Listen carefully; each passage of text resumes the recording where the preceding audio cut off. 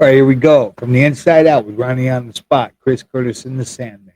So tonight I had it set up to bring you some stuff from my brother-in-law in Hawaii, who has a royal line in his bloodline, has proved it, and it's put him in some hot water because they pretty much killed off a lot of his family.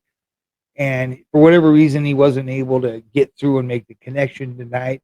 I'm going to read you a little bit about what we're going to talk about when it does happen, when it's up and coming, and you guys will be able to decide. Then you'll know now what we're going to talk about, if you'll be able to, or if you're even interested in sitting in there and hanging on to it. Actually, you can respond to this if you're interested in the Hawaiian thing and say, "Yeah, Ronnie, we want to hear a little more about what's going on." So let me read you the history of of his bloodline, what went on, how they screwed him, how they're still screwing him, how they killed some people off, and then you guys will get at me throughout this and see if you want to hear what's going on over there in Hawaii. So, and this is what it is, and the facts are true and correct and understanding.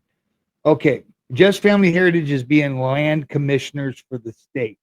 They're in charge of distributing over 500,000 acres left to Altu, royal families, by the king, and it goes down through the people in that way. These particular lands are from a royal patent number 11216. I guess you could look that up, royal patent number in Hawaii 11216. This was left for his family to handle, and no one else can take their position. Allotted to them. That was his family, his royal family. So when looking at the maps, anything that says 11216 would be what he distributed. So he has control over distributing that. And that would be what he controls, what he distributes and his family distributes, right? It's left to his family to handle. So his call, as long as it was passed to the next deserving awardee, they never skip generations. It's forbidden for them to do that. And no one stood up and no one's taking action regarding this since the overthrow of their queen by the United States. The U.S. has tried to take over what is called the Crown Lands, but it was illegal. In the beginning, all Hawaiian lands were divided into three parts. The king gave himself one third. One third went to the people, the Altu, and one third to the U.S. for restoration, public parks, and reserves, forest reserves. Well, as of yet, no one has been able to prove their lineage to take charge of the crown lands. Jeff's family line disappeared and got put in Red Roof Asylum and found dead. A lot of them. They were killing off his family, is what they were doing, and then putting a lot of them in that house, claiming they were crazy and they weren't this and that. And that's the reason why no one stood up to take control. None of his family line. They all stepped back and kind of went into hiding. So what the U.S. did was change the laws to accommodate their taking them over. So they took it upon themselves to add a law here and take away a law that whatever was needed to accommodate this takeover. And they changed the name from Crown Lands to Ceded Lands. This gave the U.S. control to do whatever they saw fit until the rightful heir stood up to claim it. Instead of having the land stay unused, the United States decided they would put themselves in charge of being stewards and caretakers of the land, and this will continue until someone changes it. These lands are where most of the hotels are built right now today in Maui. Those lands are where most of them are put together today, right? The U.S. is not allowed to sell land, so they made themselves another law allowing them to leasehold the properties. And this is where the leaseholds conspiracy was born.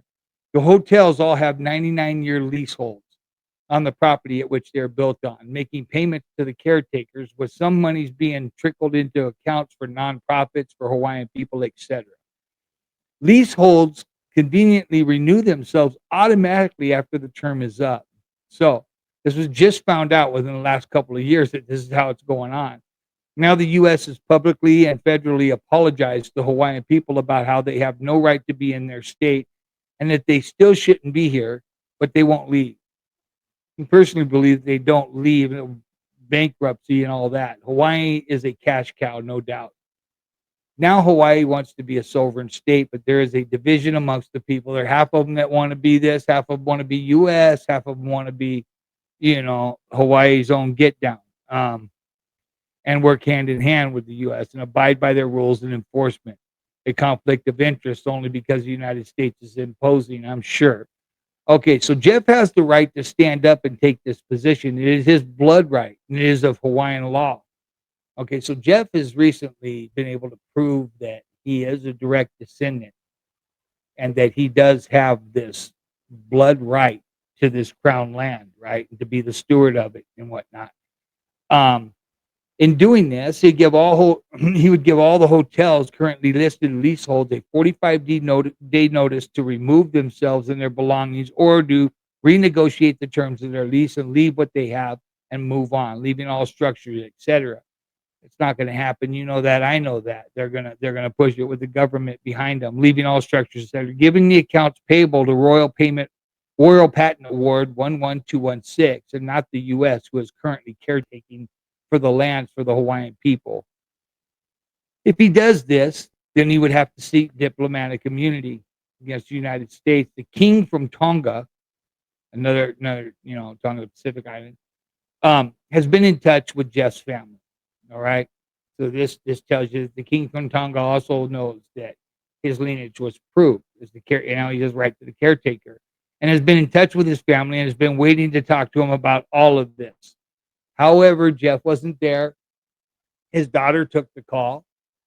I guess attention seeking or whatever it is she likes to do, claimed that oh yeah, she was the caretaker, she was the rightful this and that, when it doesn't jump a generation, so they should have known right there. But anyways, the man ended up screwing everything up, and now the king from Tonga is gonna have to talk to Jeff directly. Okay. So, and then there's that, right? So then she's not the next in line anyways, and political asylum. And okay, in doing this, it would force the United Nations to take action against the U.S. and remove them from their hold. And ready for part two. Anyway, so that's how this went, and they were explaining that to me. They were going to come on with this, and they were going to explain it all, and we were going to get down with it. Like I said, this is my brother-in-law. My sister's been married to him for a long, long time, and so they're in this big battle over there for this land. And we're going to talk about the fact that this is what they're doing now. You had the Maui fires. So after the fires, which happened because of everything drying up, right? So much kindle there. After the fires, they're rebuilding, but the golf courses over there that are owned a lot by Japan don't have the water right now to keep them green. So they went above the Hawaiian land, which the 500,000 acres, which Jeff has control over the crown lands. They went above it, and they've diverted this water into different areas for the hotels and for the golf courses. And they're also doing a thing called vertical drilling, where they're drilling down, they're coming across the land, and they're running this water from above. And in order to get across his land, the Hawaiian people's land, to the golf courses without being above ground where they could tap into it, they've gone underground and did this vertical drilling.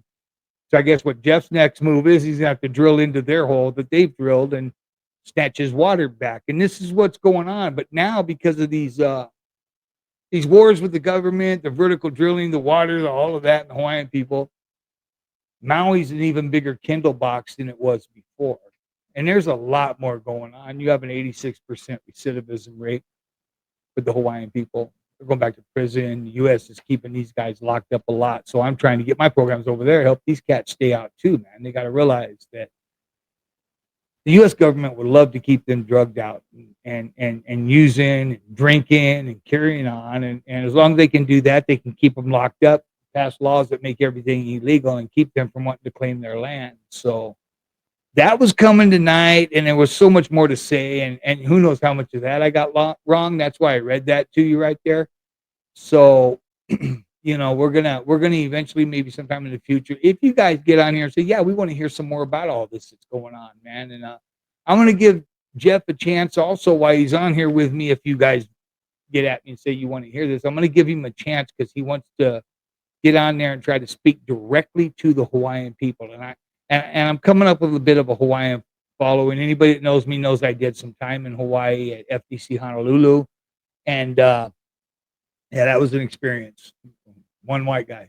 So funny thing. So the Hawaiians, right? It dawned on me that, okay, so they're not stupid, but here's the deal, right? The English doesn't come easy for them. They speak a thing that they call pidgin. All right. It's yo brother, like that, right? So, and then they'll say the kind. You got the kind, right?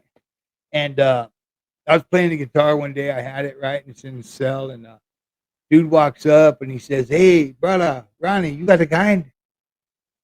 I'm like, "What the hell do you mean? I don't speak pigeon, right? I just got there. I didn't understand this stuff."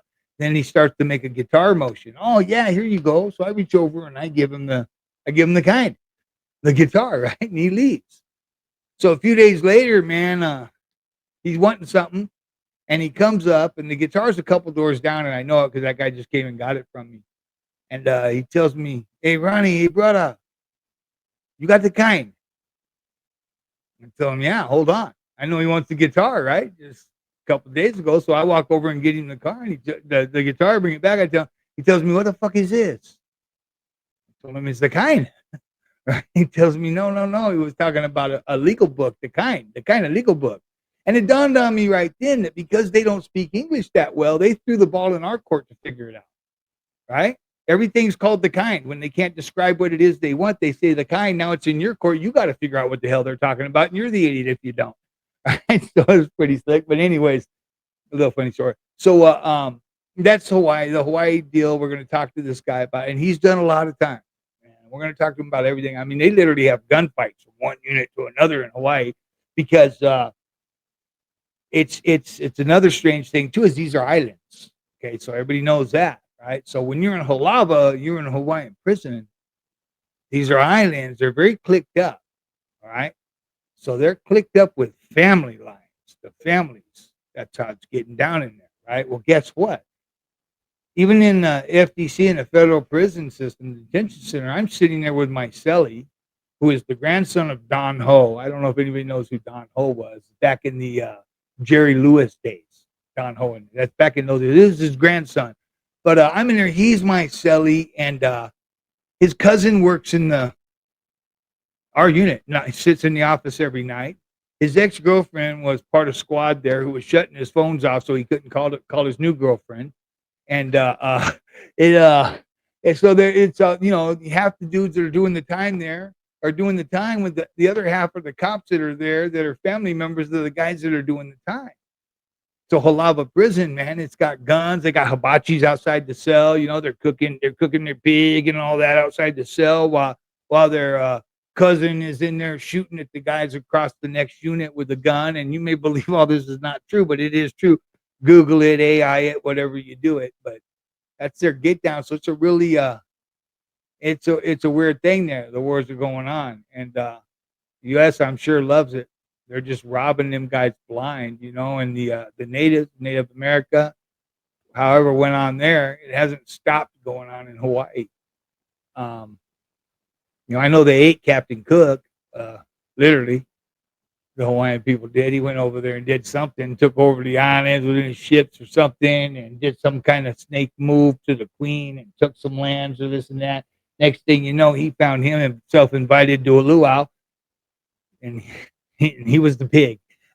you know, so it was all bad right there. But and then there's some cultural stuff too. I want to ask him about. Like I heard while I was over there that in Hawaii that those some big dudes.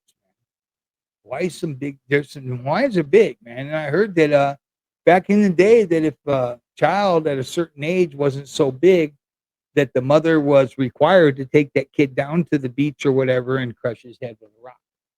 And this is just something I heard, and I don't know if there's any truth, but we'll ask Jeff about that too. Also, the way they used to fight was you didn't square off and get your little get down on, right? No, however it was decided, sticks or whatever, the person that goes first gets to hit the other dude. Wham! And then that dude don't fall out. He gets to get up, whatever, and he gets to hit that guy. And it goes like that back and forth until the fight is over. And those some hard-headed motherfuckers right there. I'll tell you that right now. So there was that going on. This was all supposed to happen tonight. Why they didn't call in, I don't know. I'm getting ready to open up a kennel for Connie Corsos there, and we'll put up our Hawaiian deal there. It's going to be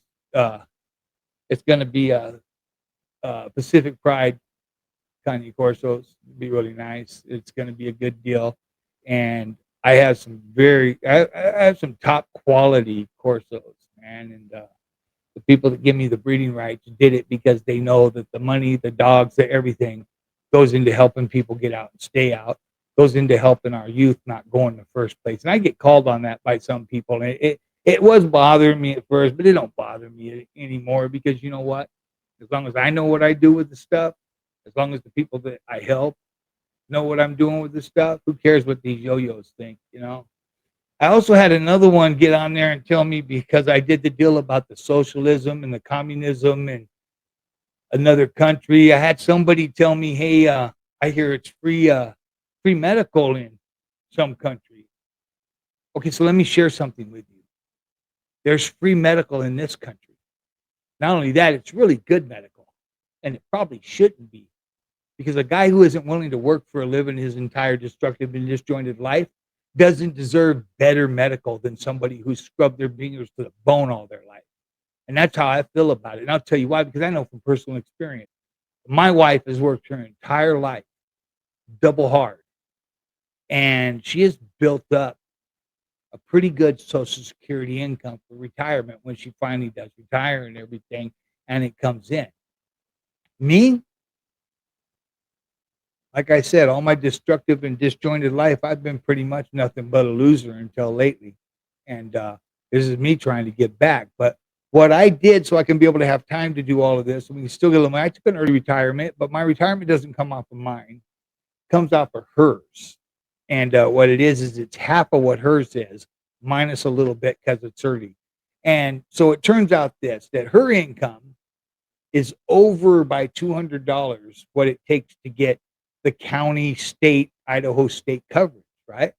I guess that's Medicare. I'm not sure Medicare or Medicaid, but she couldn't get that. So she's given the one that's there for the people who work their entire life, right? I'm giving it's Medicaid is what she's given because she's worked her entire life.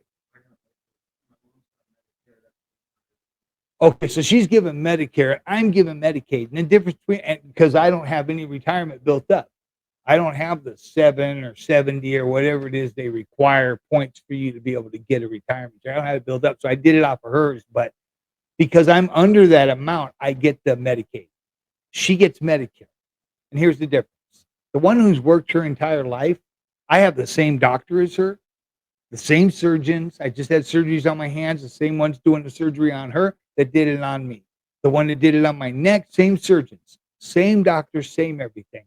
Difference between me and her, she has to make a copayment. $250 to go to this, $300 to go to that. And me, I don't have to make no copayments. Okay? Everything's totally free for me. So I fail to see your idea of the fairness in the fact that I ain't never worked a day in my life and I get everything for free. And she's worked her fingers to a bone her entire life, and she has to pay all this stuff. Okay?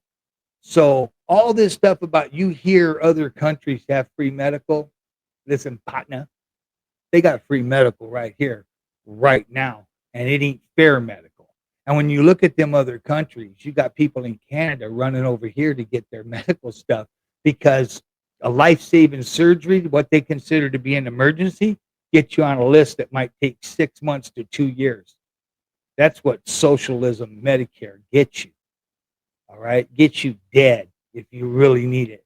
So people in these socialist countries that have this so-called free Medicare are running over here free medical, are running over here to get procedures done because number one, the quality of doctors has fallen out because they can't afford to pay them enough to make people want to make the smartest, the greatest, the best want to get into that profession.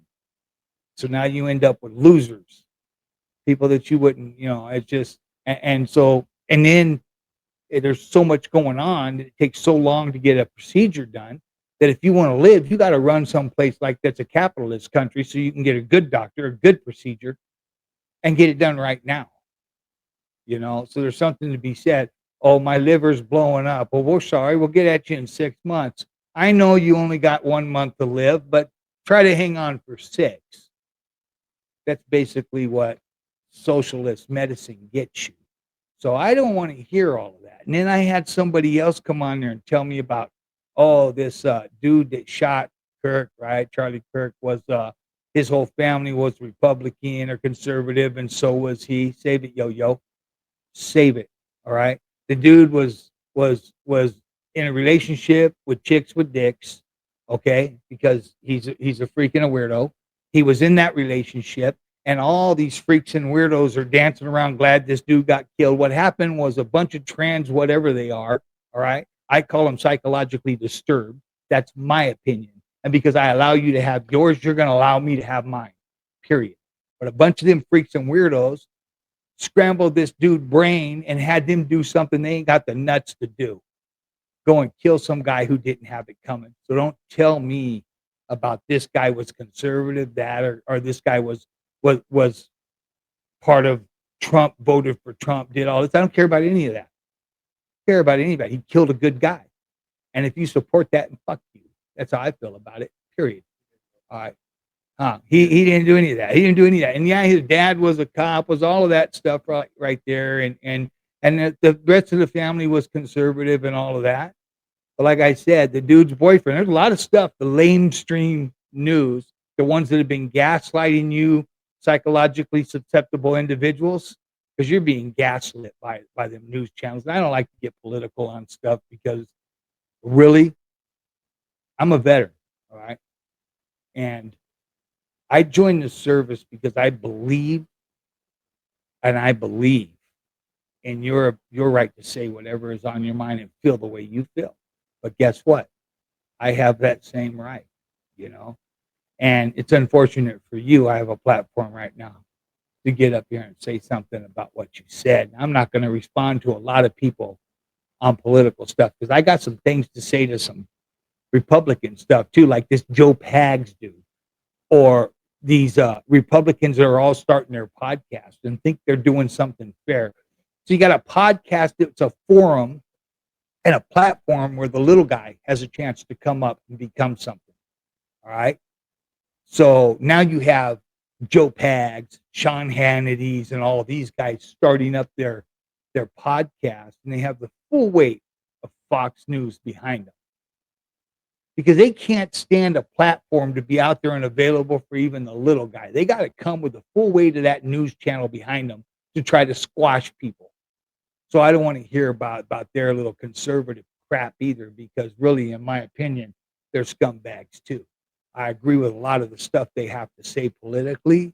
I agree with a lot of stuff that independents have to say politically. I used to agree with a lot of stuff that Democrats had to say politically, but when I see Cortez and that one, the Muslim one with the headgear on, and I listen to them, all I can think is how stupid an individual has to be to follow someone who speaks like that. Period. You got to be ignorant.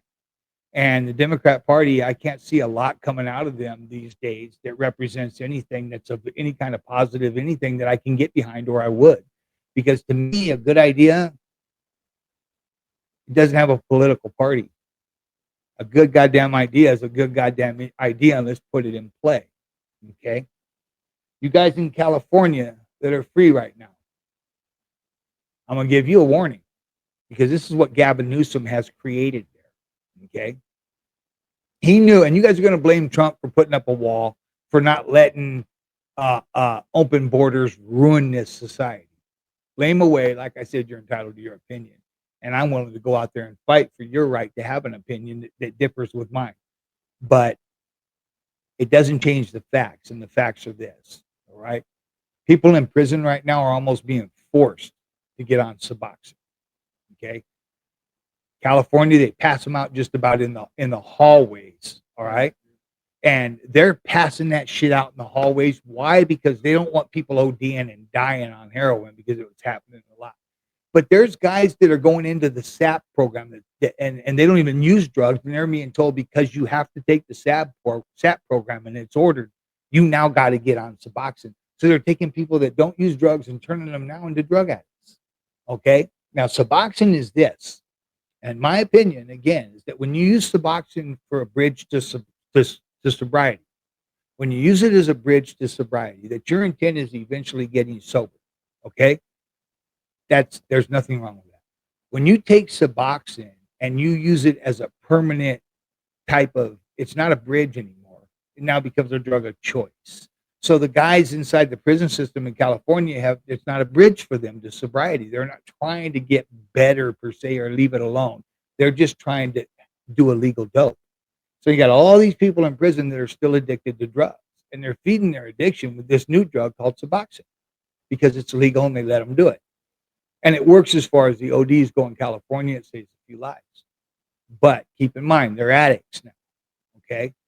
Now you go to the streets, and I say this to a lot of people. These drug addicts are out there, they're homeless, and they don't care because they can go around and collect plastic bottles during the day, turn them in at the plastic bottle spot, get money, and drugs are so cheap in California right now, coming across the border the way they were pouring through, that those guys can support their habit with plastic Coke bottles, and that's there.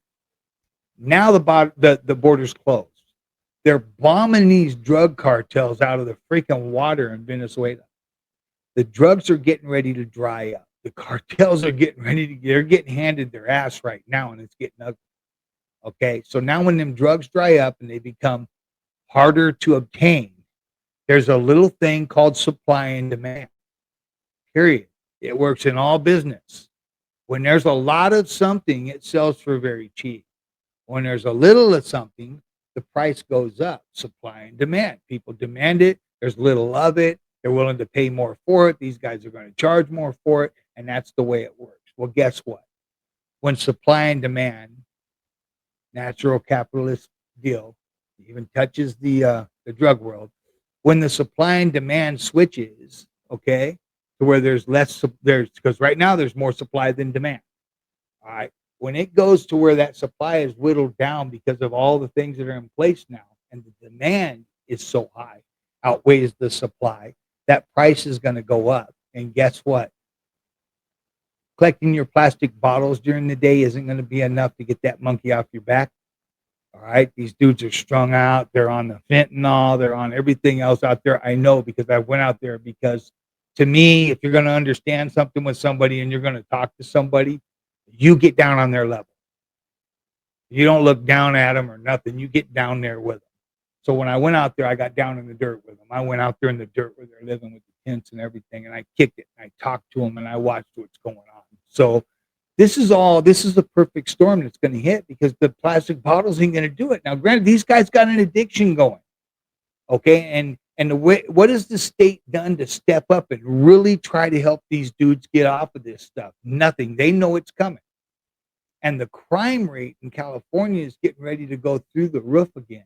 And not just in a little way. The crime rate, home invasions, all of that stuff, these guys are addicted. All right. They're gonna look to feed that sickness right there, man. And they've been made addicts by the state of California, the perfect storm, by the governor, your hero, Gavin Newsom. This is his storm. This is what he doesn't want to own. He created it. And these guys are going to be running in homes and robbing them. They're going to be robbing stores. They're going to be robbing people on the corner. They're going to be doing any violent thing they can to feed the sickness. And the terrible thing about it is they're going to start blaming the new laws that are helping these guys that really did rehabilitate get out. And they're going to shut those down. And the guys that really don't deserve to be in prison no more because they fixed their broken ways aren't going to be able to get out because of this thing Gavin Newsom's created. And being Republican or conservative ain't the answer either because they think you should go through the streets, round everybody up, lock them up, and throw away the key. That's not what Trump thinks. He's let a lot of federal prisoners out. He's done a lot right there. Far from perfect. So I'm telling you right now, if you're in California and you have found yourself strung out because it's affordable and easy, start figuring out a way right now to get away from it, man, to back up off of it because it's getting ready to get ugly. It's getting ready to be bad. It's going to be hard to feed your sickness. And if you turn to crime to do it, prison is where you're heading. Again, if you've already been there. And if you haven't, prison is where you're heading. They're going to swell them places so much. And it's all going to be ugly. So a heads up, because this is what it is right now. And this is the truth about what's going on and what's about to happen. And it's not an outside view. coming from me, who's an insider. I've seen it take place in the Department of Corrections with the Suboxone. I've seen what's going on the streets, and I am giving you a factual based analysis of what's coming. So if you can in any way get into a program, find a way to get off these fucking drugs and get away from it, don't let yourself become a victim of what's coming down the pipe. Start working on getting away from it now. If never before you want to do it now, start working on stepping back. Start working on getting away from it. If you need to get on Suboxone just to stop, use it as a bridge. Use it as a bridge to get your way off of that dope right there, because they're going to lock people up again, and it's going to swing the other way. See, the pendulum never lands in the middle and stays where there's a dichotomy of both sides meeting and doing the right thing. It always swings to let them all out of prison, to lock them all up forever, and neither one of them extremes is the answer. I know it, you know it, everybody knows it. Anyways, sometimes I get going, it's hard to shut me up. And they didn't call in, they didn't anything right now. So whatever happened, I don't know, maybe their phone shut down or their whatever's going on. But you guys go ahead and get on there in the comments, because I read all the comments. I only choose to respond to a few of them, but I read them all. And get in there and tell me, hey, Ron, yeah, bring the Hawaiian guys on. We want to hear what's going on in there about their recidivism, about the gunfights in the prison, about how they're stealing the water and turning it into a Kindle box, about how the U.S. is basically got the foot on the neck of the Hawaiian people, ain't letting them have their land. Just that 1/3. That 1/3 of the land that was ceded by the crown to the Hawaiian people, they are keeping them from being able to get. And if you want to hear about that, we can come on here and talk about it. There was a part 2 I haven't got yet, but I read to you part 1, a little bit of what's going on. We're going to put some things up on the, some flash. We'll call it flash. We're going to throw some flash up here on the board, and we'll talk to you later. We do have something coming. We have the interview with Confidential Kennels, and we also have the interview with Diamond Empire, which is another Cane Corso breeder, and he has given me some breeding rights with the dog I have now, and so have Confidential Kennels. So we're going to have some stuff coming with them, and I'm also going to interview Honor Automotive, the guy there who's donated the truck for us to work with, and the votes are coming in there. Keep those coming, man. We're going to tally those up. And then I'm also going to interview Ron Self from Veterans Healing Veterans, from the Veterans Healing Veterans, and he was a sniper, a Marine sniper, and he wound up shooting somebody on the freeway. He went to prison, and in San Quentin, he wrote a program called Veterans Healing Veterans. Went to school, became a psychologist, and everything together. He wrote a nice program and everything, and the warden in San Quentin let him out, and he literally is in like 12 prisons right now. I know, because he's taken my program and made it a prerequisite to his in several prisons. The next one we're going to is Vacaville. So he's coming too. All this is coming down the pipe, man. And, I hope you're with us. Hit like, hit subscribe, and hype it up. Thanks, man.